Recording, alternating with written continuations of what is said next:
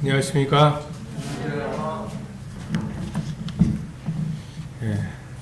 오늘 저와 함께 히브리서 9장 말씀, 9장 14절 말씀 한 구절을 같이 읽으시겠습니다.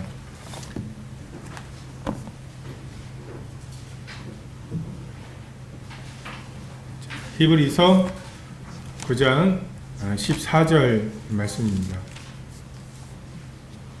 다 같이 읽으시겠습니다. 시작.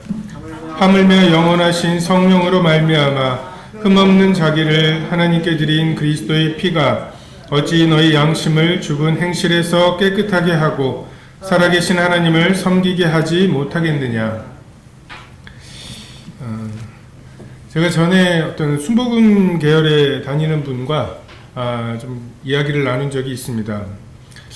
그래서 제가 이제 기복신앙에 대해서 이게 성경의 가르침과 좀 다르지 않는지에 대해서 좀 묻기 위해서 주님도 그렇고 바울도 그렇고 제자들도 참 가난하게 핍박 가운데 좀 어렵게 살지 않았냐. 만약에 당신들이 말하는 그 복이 진짜 성경이 말하는 복이라면 참 이분들은 복된 분들이 아니지 않냐. 뭐 이렇게 이제 하나님께서 우리에게 주시는 복은 마음이 가난하고 의에 줄이고 목마른 이런 복이 아니냐라고 이제 이야기를 꺼냈습니다. 그래서 근데 그분의 대답이 좀 의외였어요. 제 생각에. 예수님과 사도들이 우리들의 질병과 가난함 그리고 낮아짐 이런 것들을 대신해서 그렇게 이제 정말 질병 가운데 질고를 알고 가난하고 또 낮아지신 그런 삶을 그분들이 대신 사셨기 때문에 우리는 건강하고 부유하고 높아지는 게 마땅하다는 거예요. 그래서 조금 이렇게 생각하는구나. 그게 마치 예수님이 우리 죄를 위해서 다 갚으시고 돌아가셨는데 우리가 죄인이라는 게 말이 됩니까? 라고 하는 논리와 굉장히 비슷한 논리이더라고요. 그래서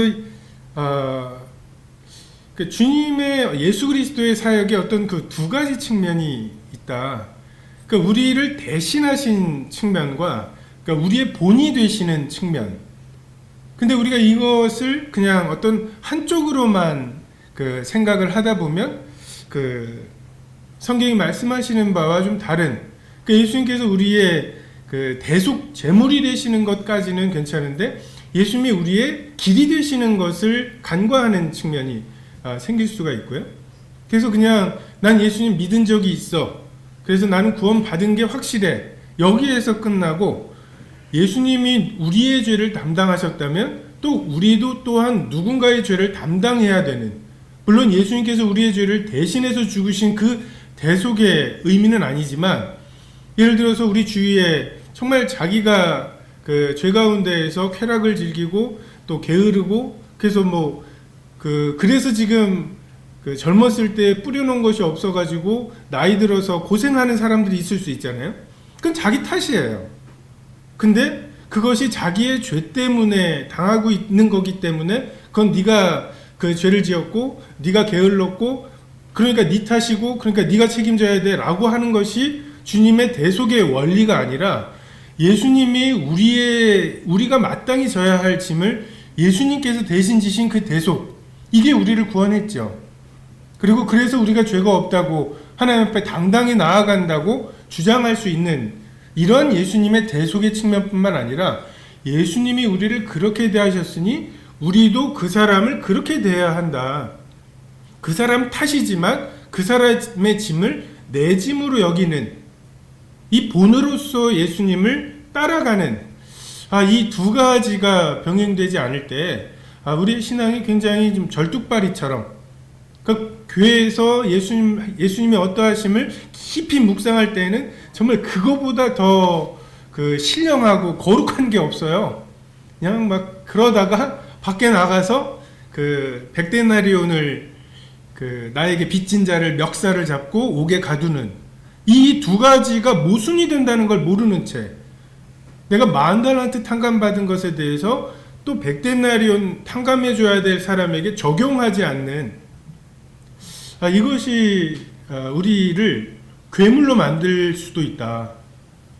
정말 하나님 앞에서는 그보다 더 은혜를 구하는 사람이 없고, 정말 그보다 더 하나님의 어떤 사랑을 갈구하고 또 그 사랑 받은 것에 대해서 감동하는, 정말 교회 내에서는 그만한 신앙인이 없는데, 이게 밖에 나가면 멱살부터 잡는. 그래서 이 주님의 대속에 정말 하나님만 하실 수 있어서 그분만 그분이 그냥 임의로 은혜로 주권적으로 하셨던 이 부분과 우리가 그 본을 받아서 우리의 삶 가운데 해야 하는, 제가 계속 이 히브리서를 나누면서 좀 말씀 자체가 어떤 의미인지를 좀 드러내면 그것으로 충분하다라는 생각을 가지고 말씀을 전하기도 하고 실제로 그러하죠.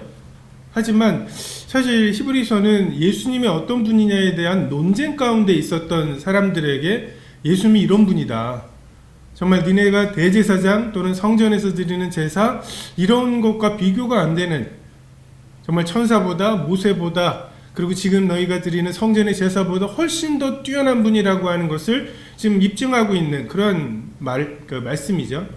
근데 지금 우리 가운데 이것에 대해서 의심하거나 고민하고 있는 분들은 안 계신 것 같아요. 다만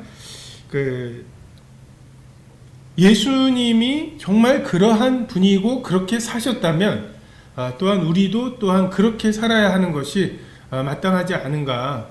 우리가 지금 읽은 예수님이 어떻게 자기 자신을 하나님께 드리셨는가, 이것이 예수님 너무나 완벽한 제물을 우리를 위해서 주셨어 에서 멈추는 것이 아니라, 우리도 또한 예수님이 하나님께 드리신 이 헌신의 본을 좇아서 우리는 또 어떻게 하나님께 헌신해야 마땅한가, 이러한 측면을 동시에 살펴볼 수 있으면 좋을 것 같습니다. 모래 위에 지은 집과 반석 위에 지은 집의 차이는 말씀을 듣고 안 듣고의 차이가 아니었죠. 둘 다 들었습니다.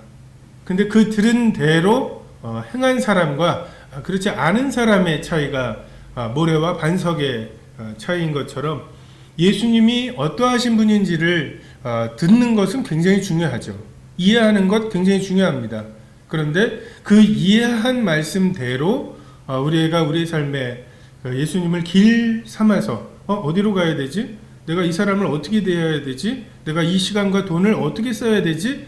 라고 하는 어떤 고민의 순간 가운데 예수님이 길이시지, 내비게이션이 이리로 가라고 말하고 있지, 내 생각은 저 길이 빠를 것 같은데, 이 생각을 부인하고 이 길을 쫓아가는 것으로 거기까지 우리가 적용되지 않는다면, 우리가 듣고 주님을 깊이 묵상하는 것 자체가 야고보서에 나오는 대로 행함이 없는 믿음에 머물 수 있는 위험성이 있습니다. 히브리서 9장 14절 말씀인 최근에 이 말씀을 읽으면서 이 말씀 하나하나가 그 단어 하나하나가 마음에 좀 감동이 되었던 말씀입니다. 영원하신 성령을 말씀하시죠. 우리의 헌신, 예수님의 헌신은 영원하신 성령으로 되어진 헌신이었습니다. 우리의 헌신이 그냥 우리의 어떤 계획과 열심에서 나오는 헌신이 아니라 하나님의 영원하신 계획 속에 있어야 한다. 우리의 인생보다 크신 그 하나님의 계획 속에 우리의 인생의 한 조각이 있어야 한다. 우리가 뭔가 대단한 업적이라고 말하는 많은 것들을 말할 수 있죠. 정말 우리가 옛날 유적들을 발견해 보면 수천 년 된 유적이 이 정도로 남아있다고 하는 것은 정말 당시에는 얼마나 어마어마했을까라는 생각을 하게 되면서, 동시에 아무리 엄청난 업적이라 할지라도 참 그것이 시간 앞에서 무의미해진다. 얼마나 거대했을까, 이 신전이. 정말 얼마나 그 당시에 이 사람의 말 한마디가 얼마나 큰 영향이 있었을까 싶지만, 정말 죽음을, 나이 들어감을 막을 수 없는 정말 그의 한계, 정말 우리 중에 정말 100년 후에 우리를 어떻게 생각할까요? 2121년. 그럼 거꾸로 생각하면 1921년에 대해서 우리가 어떤 생각, 기억을 갖고 있나요? 1921년도 3.1운동 한 2년 후에 우리의 조상님들이 계시겠죠? 우리 할아버지가 이제 그때 살아계셨을 분도 있고, 그거보다 더, 근데 그분들에 대한 우리들의 그 이름 정도는 한 5대조까지는 이름을 아시나요? 그분이 어떤 말씀을 남기고 가셨는지를 아시나요? 우리 그렇게 잊혀질 것입니다. 시간이 정말 힘이 세요. 그냥 막 이게 밀려가는 것 같지 않으십니까? 막 밀려가요. 이제 요번에 고등학교 1학년 올라오는 학생들이 2005년생입니다.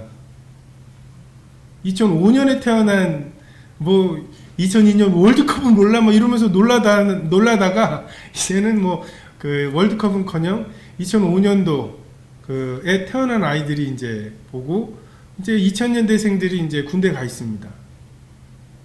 정말 시간이 밀려가는데 정말 그 시간 앞에 뭐가 남을까?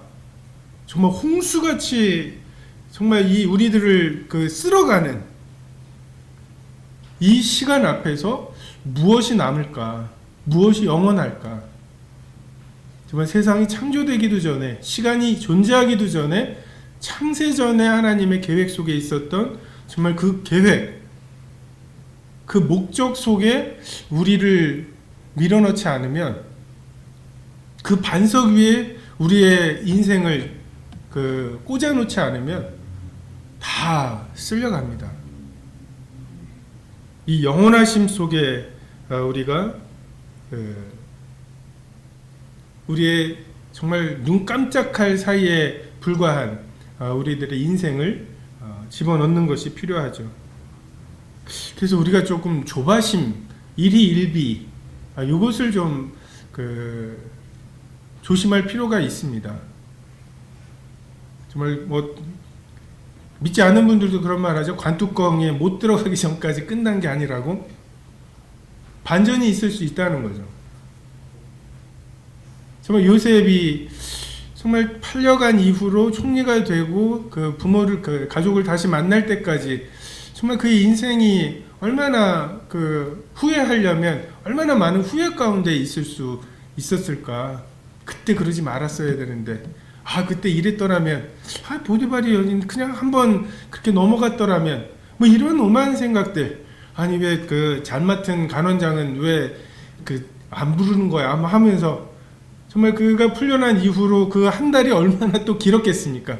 이제나 저제나 철컹 소리만 나면 저요? 하면서 너는 왜? 찾아올 사람 있어? 하면서 계속 애달펐던. 근데 요셉이 어느 순간에 하나님이 나를 앞서 보내신 거구나.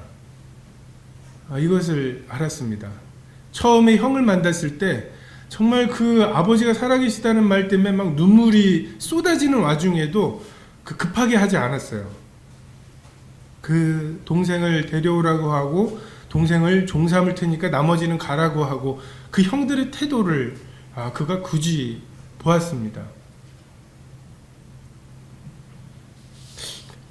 우리도 우리들의 삶에 대해서 우리들이 내리는 평가, 그 사람들이 내리는 평가, 이것에 우리가 우리 자신을 내어주지 말고 정말 영원하신 하나님의 계획 속에 있는가.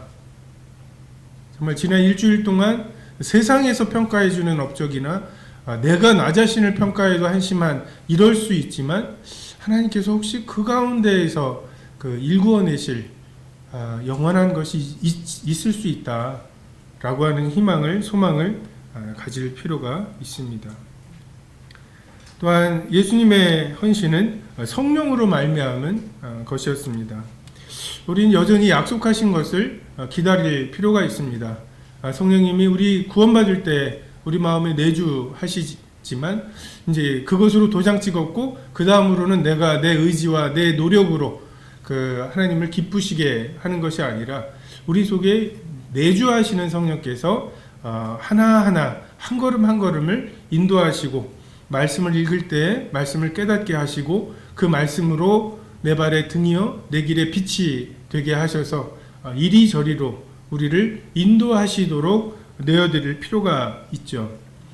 성령으로 헌신해야 되는 이유는 하나님께 드려질 것은 눈으로 귀로 마음으로 생각할 수 없는 정말 우리의 경험이나 우리의 한계를 넘어서는 무언가가 하나님의 계획이시죠. 아무리 우리가 애를 써서 이것이 하나님이 원하시는 것이라고 우리 스스로 우리 마음속에서 하나님을 기쁘시게 할 것을 찾아낸다 하더라도 그것은 결국 나를 기쁘게 하고 그냥 내 주위에 있는 사람들을 유익하게 할 뿐 정말 하나님을 기쁘시게 할 만한 것은 우리 속에 조금도 없습니다. 성령께서 우리 마음에 하나님의 깊은 것 그것을 심으시고 그것을 일구셔서 그 열매를 하나님께 드리시는 것 이것 외에는 없죠. 혼돈과 공허와 흑암 가운데 있던 땅을 하나님께서 회복시키시는 새롭게 하시는 방법은 하나님의 신이 수면에 운행하시는 정말 그 닭이 이 알을 품듯이 그것을 품으시고 그래서 그것을 부화시키시는 성령님의 역사가 필요합니다. 성령님의 역사는 우리 삶의 이정표입니다. 방주에서 나온 비둘기가 접촉할 것이 있는가, 발 디딜 곳이 있는가의 여부가 홍수가 어느 정도 진행되었는지에 대한 신호였죠. 그리고 성령이 내리시는 것, 정말 내가 침례를 줄 때 성령이 비둘기같이 내리시는 것, 이분이 성령으로 침례 주시는 분이라고 하는 증거입니다. 사도들이 아시아로 가려고 애를 썼을 때 아시아로 가는 것을 막으시고 건너와서 우리를 도우라. 이쪽으로 틀게 하시는 이것이 하나님의 인도하시는 방법입니다. 그래서 우리에게 필요한 것은 얼마나 하나님께 대한 열심이 있느냐가 아니라 얼마나 성령님의 음성에 민감하고 예민한가 여부일 것입니다. 머리 대신 성령님께 어찌하든지 좀 순종하고자 하는 마음. 그러려면 내 생각이 제일 똑똑하다고 하는 이것을 좀 버려야 할. 근데 이것을 우리가 스스로 버릴 수는 없죠. 실망해야 합니다. 해보면 정말 난 주님을 위해서 시작했거든요. 주님 잘 되라고, 교회 잘 되라고, 성도 잘 되라고 시작을 했는데 그게 하다 보면은 이렇게 하면 잘 되는데 왜 안 따라? 하면서 막 쓴뿌리가 나고 이런 이제 경험들, 그리고 그게 내 마음대로 안 되는 것들, 그것 때문에 생기는 마음의 어려움들, 내 힘으로 하느라고 성도 잘 되라고 시작한 일인데 성도랑 힘들어지고 이러는 것들을 참 경험하면서 이게 내 힘으로 되는 게 아니구나, 내 지혜와 경험으로 되는 게 아니라는 것을 좀 이렇게 할 수 없는 것 같아요. 몇 번은 경험을 해봐야, 똥인지 된장인지 몇 번은 먹어보면서 실수를 해야 이제 하나님이 하시는 말씀을 들을 귀가 생기는 것 같습니다.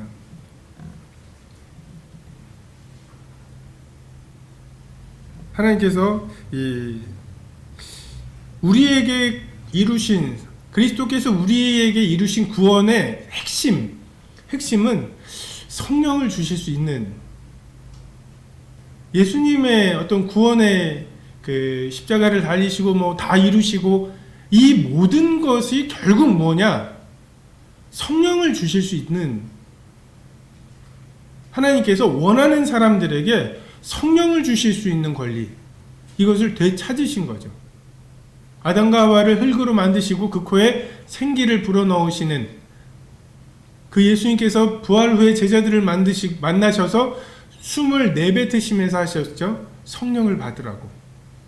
이제 하나님께서는 뭐 다 죽은 사람들이잖아요. 다 그냥 호흡은 있어서 걸어다니는 거, 이게 생명이 들어가기 전에 사람의 모습이라고 생각이 됩니다. 근데 그 사람들에게 하나님께서 그의 어떠함과 상관없이 성령을 주실 수 있는, 이것이 그 구원의 핵심입니다. 우리는 성령 없이도 사역들을 하곤 합니다. 근데 이것은 열매가 아닌 결과들을 낳죠. 시간 앞에 그냥 흩어져 버릴 결과들. 잎이 무성하고 그래서 뭔가 있어 보이는 무화과 나무이지만 가까이 가보면 먹을 열매가 없는 이러한 것들을 양산해냅니다. 모래 위에 지은 집들 멀쩡해 보이지만 다 비가 오고 바람이 불고 창수가 날 때 구별이 됩니다. 성령으로 난 자들, 성령의 인도하심을 받는 것들, 이것이 우리에게 핵심이고 정말 뭐 주님과 동행하는 거죠. 성령께서 그 이리저리 우리를 인도하실 때 그 말씀에 따라서 우리가 가기도 하고 멈추기도 하고 돌아가기도 하고, 이것이 성령을 통해서 드리는 제물이라고 생각이 됩니다. 예수님께서는 흠없는 자기를 제물로 드렸다고 말씀하시죠. 거룩함의 동기는 이러한 정말 온전한 섬김, 정말 신부가 아니 이 옷도 좋고 저것도 좋고 좋은 옷들 많죠. 하지만 신부가 입어야 할 옷이 있고 신부가 준비해야 할 옷이 있습니다. 정말 아니 벗은 건 아니잖아요. 아니 깨끗한 옷이에요. 비싼 옷이에요 라고 말할 수 있지만 신부는 그것 이상을 추구하고 준비하죠. 정말 사랑하는 남편에게, 사랑하는 신랑에게 가장 깨끗한 것으로, 가장 좋은 것으로 주려고 하는 이러한 열심에서 우리가 우리 자신을 거룩하게 깨끗하게 유지하려고 하는 그 소원은 이런 것이겠죠. 정말 사랑하는 주님께 가장 좋은 것을 드리고자 하는 마음. 종말의 교훈 앞에, 그 종말의 교훈, 성경에 보면 종말에 대한 말씀들과 함께 반드시 어떤 거룩한 삶에 대한, 깨어 있어야 되는 것에 대한, 이것이 함께 하고 있습니다. 주님을 조만간 만날 우리들이 어떻게 살아야 마땅한지에 대해서 말씀하시죠. 정말 흠없이 주님 앞에 서게 하신 신분이 있고, 이제 우리가 그 신분에 부합하게 우리 자신을 준비해야 되는 부분이 병행되어야 합니다. 흠없는 삶을 살아야 되는 또 하나의 이유는, 죄가 있어 매를 맞고 참는 것은 참 고통스러운 것이지만 의미가 없거든요. 죄가 있어 매를 맞고 참으면 무슨 유익이 있겠냐고. 그건 유익이 없는 수고입니다. 근데 선을 행함으로 매를 맞고 참으면 이건 아름다운 것이죠.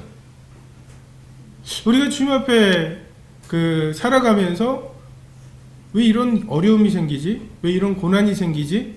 이 길이 맞나? 라고 하는 것들에 대해서 고민할 때가 있죠. 근데 그런 고민이 생길 때 이게 이 죄 때문에 그런 것일까?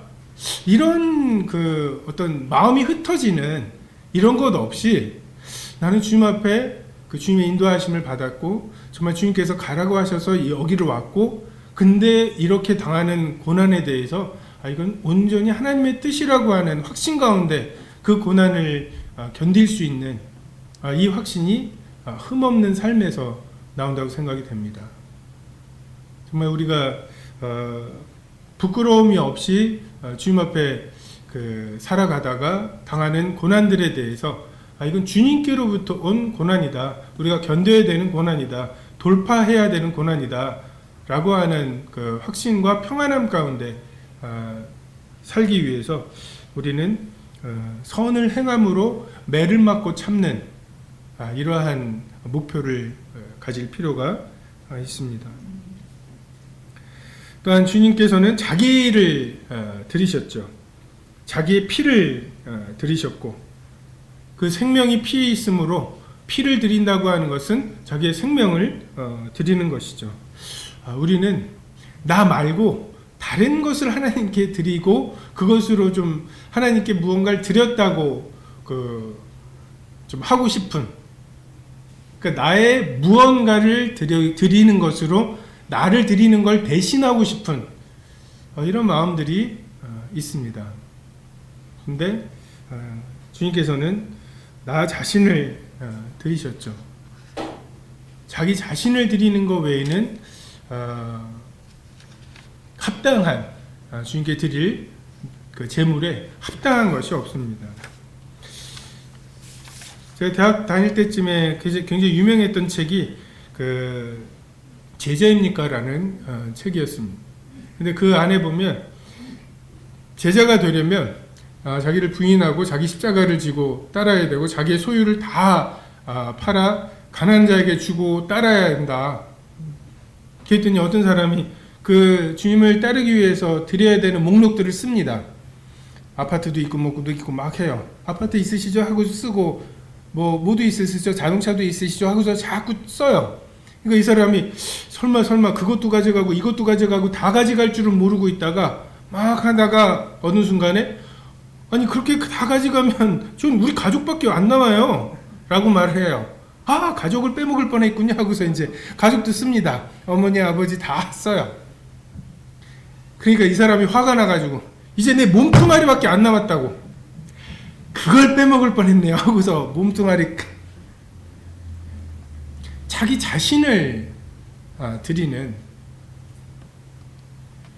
우리의 시간이나 물질이나 우리가 무언가 헌신을 할 때 정말 그것이 나를 드리는 이것으로 나의 마음을 거기에 담지 않고, 정말 뭐 몇 억을 버는 사람이 뭐 몇 천만 원 드리는 거라 정말 몇 천만 원이 전부인 사람이 몇 천만 원을 드리는 것은 주님의 말씀에 다르다고 말씀하시죠. 그 다른 이유가 자기를 드리는 것이냐 나의 것을 드리는 것이냐의 차이라고 생각이 됩니다. 사람의 영혼이 영원하죠. 죽은 다음에 끝이다 뭐 어쩌고 말하는 사람들도 양심상 자기의 생명이 영원하다는 것을 압니다. 그래서 다른 것들은 몰라도 내 영혼을 어디에 드릴 것이냐를 고민할 때에는 누군가가 자기 영혼을 드리는 것 외에는 감동이 되지 않는 것 같습니다. 100만 원을 벌기 위해서는 이 정도 일을 하면 되고, 나의 시간 한 달 정도를 드리면 100만 원 정도가 되죠. 근데 정말 나의 영혼의 문제를 고민할 때에는 저 사람이 정말 저걸 믿나? 넌 그걸 믿어? 그들이 우리에게 이걸 묻겠죠. 자기도 안 가는 길을 우리 보고 가라고 하는 거는 그렇잖아요. 자꾸만 이 배에 타라고 하는데 정말 이 사람은 그걸 믿는지의 여부를 믿지 않는 사람들이 어떻게 분간하냐 하면, 이 사람들은 정말 이것에 자기를 드리는지를 보는 것 같습니다.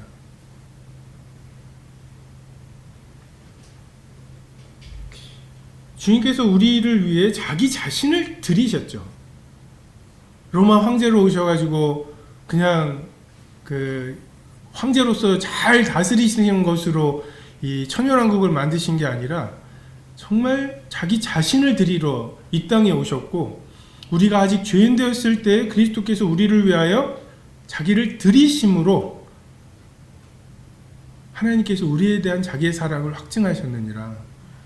우리가 하나님이 우리를 사랑하신다는 것을 어떻게 확신하게 되었냐 하면 자기를 드리셨기 때문에, 그냥 그분이 이 전 세계의 돈을 다 가지신 분이 우리에게 돈을 주셨기 때문이 아니고요. 또는 그분이 그래 다시 에덴 동산을 회복하자 그리고 이건 다시 먹지 마 라고 하면 정말 전 세계 모든 군대를 동원해 갖고 거길 지키고 아예 물리적으로 먹지 못하게 만들고, 이렇게 해서 해결이 된다면 이제 그 회사 안 가도 되고, 그 윗사람한테 그렇게 그렇게 스트레스 안 받아도 되고, 이것이 해결책이었다면 지금 그렇게 하셨을 거예요. 오병이의 기적으로 먹고 그냥 우리는 하나님만 섬기면 되는, 이게 하나님의 방법이었다면 그렇게 하셨을 거라는 거죠. 근데 영원하신 성령으로 말미암아 흠없는 자기를 드리시는 것 외에는 우리 마음에 하나님 정말 우리를 사랑하시는구나, 이 확신을 주실 다른 방법이 없으셨습니다. 마찬가지로 우리 이웃들에게, 믿지 않는 사람들에게 하나님이 정말 우리를 사랑하신다고 하는 것을 증거할 수 있는 유일한 방법이, 우리가 우리 자신을, 이 믿음이 우리에게 요구하는 많은 것들이 있지 않습니까? 이게 사실이라면 우리가 이웃을 어떻게 대해야 합니까? 이것이 사실이라면 우리가 우리의 시간을, 돈을 어디에 사용해야 합니까? 이것이 사실이라면 우리가 믿지 않는 자들의 그 믿지 않아서 생기는 어려움들, 그 죄의 대가들을 어떻게 감당해야 하겠습니까? 그것에 우리를 드리는 것으로, 자기 자신을 드리는 것으로 그들에게 확신을 주어야 할 필요가 있습니다. 지금 교회가 어렵죠. 전도도 어렵고요. 그 시대가 굉장히 정말 상상도 못하던, 10년 전만 해도 상상도 못하던 그러한 낙태죄가 위헌 판결을 받았죠. 수많은 아이들이 정말 죽어갈 것입니다. 그리고 뭐 동성애니 뭐니 이런 것들은 이제 싸워야 될 게 너무 많아져 가지고 전선이 너무 넓어져 버렸어요. 이거 어떻게 감당해야 할지 난감한 상황입니다. 이러한 때에 이것을 극복하고 돌파할 수 있는 유일한 방법은 우리가 우리 자신을 그 믿음에 드리는 것. 우리가 정말 이걸 믿는다. 풀무불에 들어가는 것. 우리를 건져주실 것이고, 그렇지 않아 할지라도 우리는 왕과 그 우상에게 절할 수 없습니다. 쟤는 저걸 진짜 믿네. 옛날 이야기에 그 천리안과 나는 양탄자, 모든 병을 고치는 사과, 이런 게 있죠. 그래서 공주가 지금 아프다. 빨리 가자 해서 양탄자를 타고 가고, 그리고 그 사과를 주어서 그 공주가 낳습니다.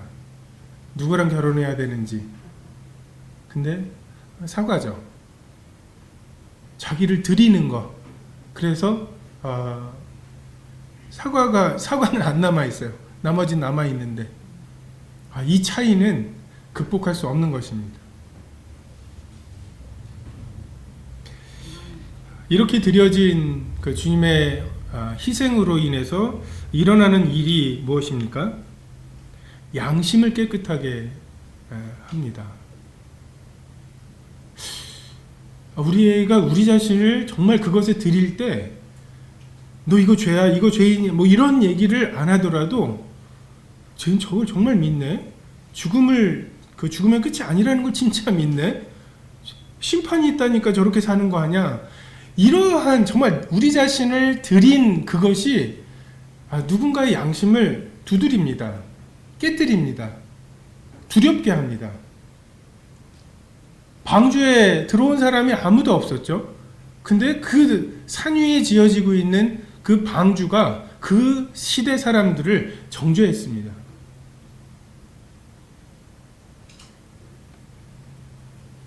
그리스도께서 하신 사역의 핵심이 또한 우리의 양심을 깨끗하게 하시는 거죠. 선악을 구별하는 이 기준이 되는 양심이 먹음직 부함직 지혜롭게 할 만큼 탐스러움을 기준으로 살기로 작정하면서 깨어졌죠. 화인 맞았죠. 불로 지져져서 그냥 아무리 찔러도 사형에 해당하는 죄들을 지으면서도 그것이 아프지가 않아요. 두렵지가 않아요. 근데 하나님께서 예수 그리스도의 이게 하나님 사랑하는 거다. 이게 이웃을 사랑하는 거다. 그리고 그 사랑하는 것을 가르치실 뿐만 아니라 자기를 드려 십자가에 죽으시고, 죽을 뻔하시는 게 아니라 죽으시고 3일을 계시다가 완전히 증명을 하시고 그 부활하심으로 저게 기준이구나. 그것에 우리의 양심이 깨지죠. 고통스럽죠. 저게 기준이라면 나는 정말 이것 때문에 정말 고통스러운 죄책감에 사로잡히는 경험이었지만 하나님께서 성령으로 우리의 양심을 새롭게 하십니다. 그리고 그것으로 이 하나님의 공의로우심이 어떠한지, 그 하나님의 사랑이 어떠한지 이것을 우리로 알게 하시고 정말 좀 더 하나님을 사모하게 하시고 그분에게 다가가게 하시고 정말 그분 앞에 서게 될 것을 준비하게 하시죠. 반대로 또 그럴수록 우리의 죄성은 격렬하게 거부하죠. 이 싸움이 점점점 치열해지고 우리의 마음에 곤고한 사람이로다. 이 사망의 몸에서 나를 좀 건져낼 사람. 정말 하나님을 구원받을 때처럼 정말 우리를 이 사망의 몸에서 건져서 몸의 구속을 이루어 주실 주님을 고대하게 하고 심령이 가난해지게 하시고 의에 줄이고 목마르게 하시는 이 일들을 이 양심을 깨끗하게 하시는 것으로 시작하죠. 양심 깨끗해지는 거 상당히 고통스럽습니다. 옛날 같으면 넘어갔을 일들이 잠깐만 걸리적거려요. 양심을 무디게 하고 싶은 우리에게 유혹이 있습니다. 이쯤이면 어때?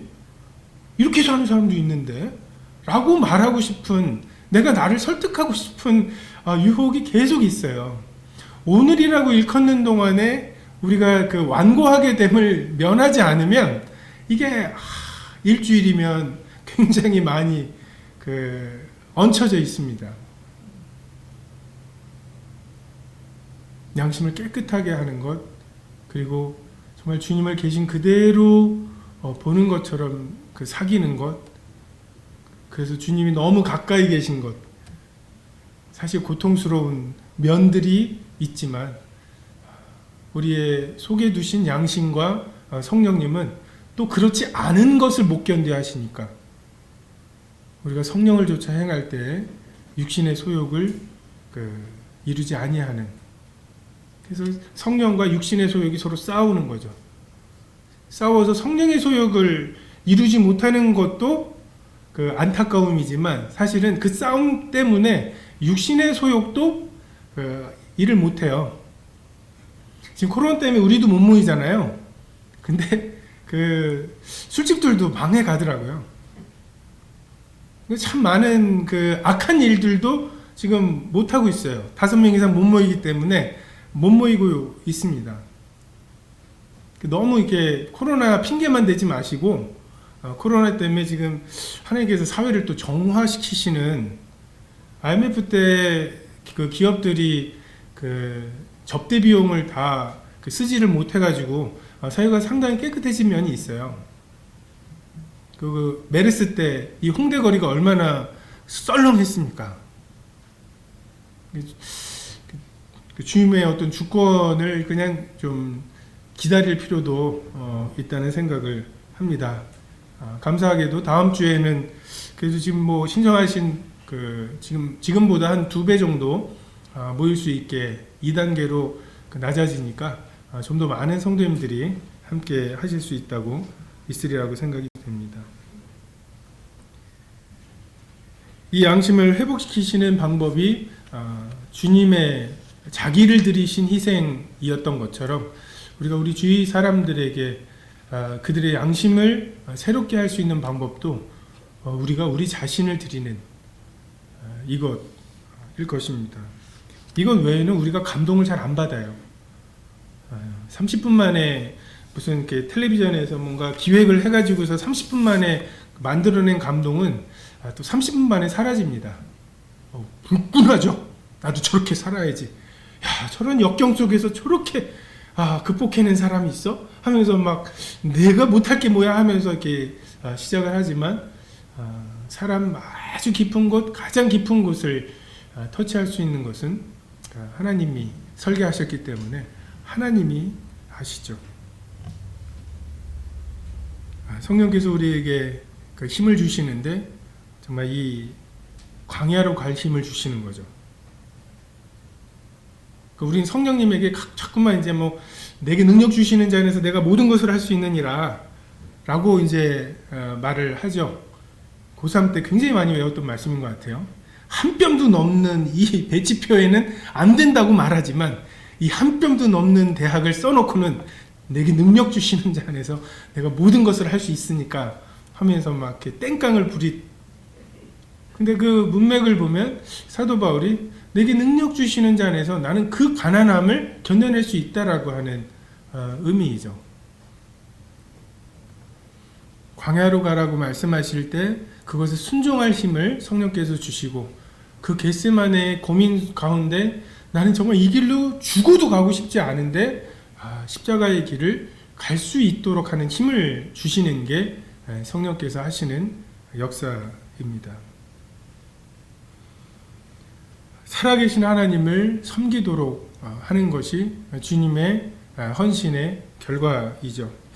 최종 목표가 뭔가 정말 이렇게 거룩하게 살아서 그렇게 말씀 암송해서 그렇게 영적으로 성장해서 뭘 하고 싶은 건가? 세상에서 이루지 못한 것을 교회에서 이루고 싶은 건가? 내가 이렇게 섬겼으니까 뭐 해주세요? 내가 주님을 이렇게 했으니까 뭐 해주세요? 정말 다른 무언가를 위해서 하나님을 섬기는 것인가? 아니면 하나님 섬긴 것 자체가 우리의 목표이고 하나님 섬긴 것 자체가 우리에게 보상인가? 영원하신 성령으로 그를 자기를 들여서 우리의 양심을 깨끗하게 하시고 그래서 결국 하나님을 섬기게 하신다. 이것이 복음이 되어야 되지 않습니까? 하나님을 섬기고 싶은데 섬기려고 하다 보면 내 예배를 들으실까? 정말 사람들은 너무 신령 있어 라고 말해주지만 내 속에 있는 이 양심을 깨끗하게 할 수 없는 정말 염소와 송아지의 죄로 는 할 수 없는 그 양심에 아직은 남아있는 물론 제사 다 드렸어요. 하나님이 하라신 거는 다 했습니다. 근데 그것으로는 양심을 깨끗하게 할 수 없는 이것을 정말 이 예수님의 흠없는 자기를 드리신 희생 피로 내 양심이 깨끗하게 되어서 하나님을 섬기게 된 나 이제 하나님을 섬기게 됐어. 야, 너 빨리 이제 성전에서 예배 드려야지. 아니야. 나는 그 성전에서는 정말 내 양심에서 나오는 예배를 드릴 수 없었어. 영과 진리로 하나님을 예배할 수 없었어.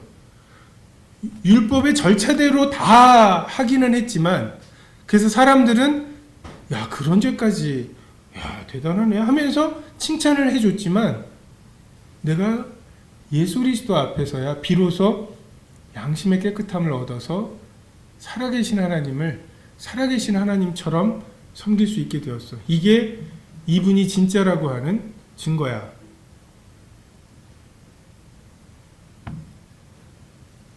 정말 이것만큼 움직일 수 없는 증거가 없습니다.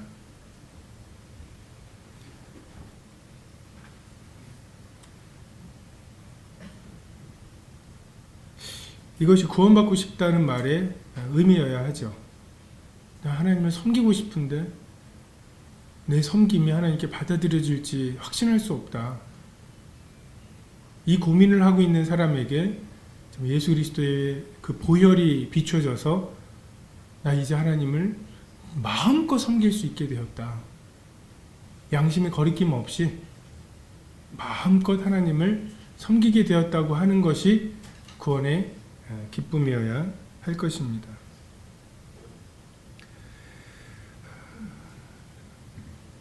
정말 이렇게 우리가 하나님을 섬길 때 자랑이나 교만함 또는 낙심함이 없을 것 같습니다. 하나님께서 우리 인생에 무엇을 찾으실지 다 모르죠.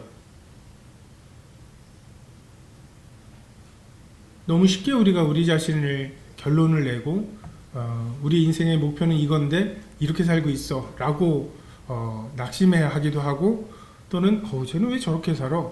라고 하면서 우쭐해하고 교만해하기도 하지만 하나님께서 우리에게 무엇을 찾으실지 주님 나라에서 평가를 받아봐야 합니다. 오늘 하루가 어떤지, 정말 실패가 진짜 실패인지 또는 성공이 진짜 성공인지 우리가 다 알지 못합니다. 우리의 논리가 그것을 말해주는 것이 아니고 그것에 보장해주는 것이 아닙니다.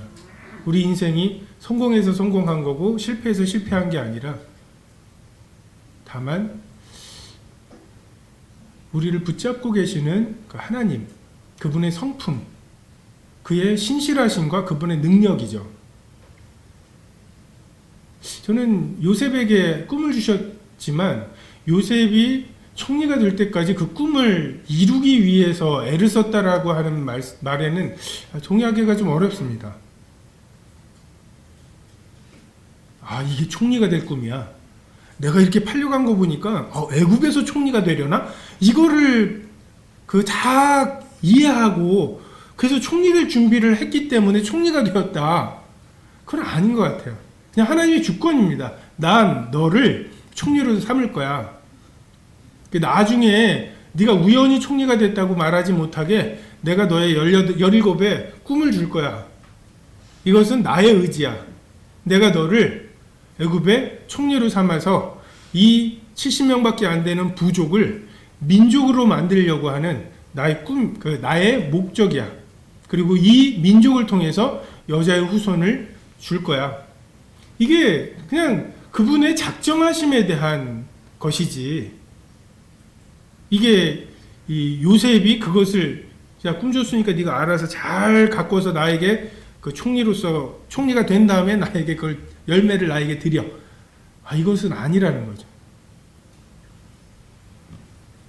우리가 주님의 성품을 정말 우리의 생명을 맡겨드린 정말 그분이 정말 나타나실 때 우리의 생명도 함께 나타나게 될 그것을 그냥 고대하는 것입니다. 빌립보서에 보면 하나님의 성령으로 봉사하며 그리스도 예수로 자랑하고 육체를 신뢰하지 아니하는 우리가 곧 할례파다. 성령으로 봉사하는 우리 모임의 핵심이 그거 아닙니까? 누구 눈치를 보는 게 아니라 성령님 앞에 행동하는 것. 왜요? 우리가 결국 그분 앞에 서게 될 거니까. 각 지체가 성령의 음성에 귀를 기울이고 하나님께서 그러면 사역해야 될 것들을 말씀하시죠. 근데 사역해야 될 것들을 하다 보면 이렇게 옆에 사람들하고 좀 조율해야 될 필요들도 말씀하시죠. 정말 내게 주신 사역과 동역, 이 두 가지를 성령님의 예민하게 난 사역한다고 하나님이 주셔서 이거 하는 거야. 이거 너무 분명한 말씀을 받았고 난 이걸 해야만 해 해가지고 막 하다 보면은 옆에 사람들하고 조금 걸려요. 그래서 이 사역을 위해서 기도하려고 보면은 그 사람들하고 마음이 좀 안 맞은 것들 이게 성령께서 근심하시고 성령께서 야 그것도 좀 네가 조율해가면서 가야 된다 라고 하는 말씀이 이제 떠올라서 사역을 조금 속도를 늦추고 이 사람들하고 속도를 맞추게 하시는, 그리고 이제 이 사람들하고 그 마음이 하나가 되었으니 좀 더 그 주님의 일들을 그 여럿이 같이 할 수 있게 하시는, 이게 우리 모임의 그 원동력이죠. 그래서 이 성령으로 우리가 사역을 할 때 자랑하는 사람도 없고 그 소외되는 사람도 없고, 그리고 정말 자기를 드리는 사람들, 교회에 와가지고 복음을 전하지만 복음 듣고 감동하는 사람은 많지 않아요. 웬만큼 준비되지 않은 경우에 이해도 못합니다. 얼마나 어렵겠어요.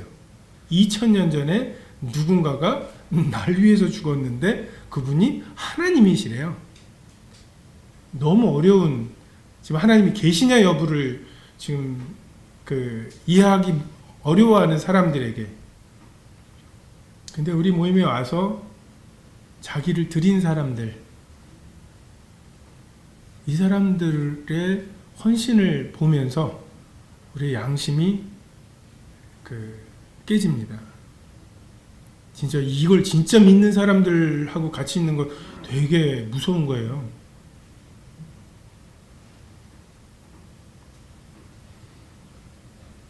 그래서 영과 진리의 예배, 영과 진리의 제사, 영과 진리의 헌신이 주님이 본으로 보여주신 하물며 영원하신 성령으로 흠없는 자기를 하나님께 드린 그리스도의 피가 우리의 양심을 죽은 행실에서 깨끗하게 하고 살아계신 하나님을 섬기게 하지 못하겠느냐, 그렇게 하실 수 있습니다. 이 주님의 원리를 따라서 섬기시는, 지난주에도 이상태 형제님이 우리에게는 시작이 두 번이라고, 저 같은 경우는 3번이에요. 3월 2일 개학도 학생들도. 그래서 우리는 또 이 새해라고 말할 수 있는 이때 정말 이 히브리서 9장 14절에 주님이 어떻게 헌신하셨는지, 그리고 그것이 우리에게 어떤 영향이 의미가 되었는지, 그리고 또한 한 걸음 더 나아가서 그럼 우리는 또한 어떻게 헌신해야 하는지, 이것을 생각하시면서 하나라도 올 한해는 작년과 다르게 또 이 말씀 때문에 그럼 이렇게 해야겠다라고 고민하고 결심하시는 것이 생기게 되기를 바랍니다. 기도하시겠습니다.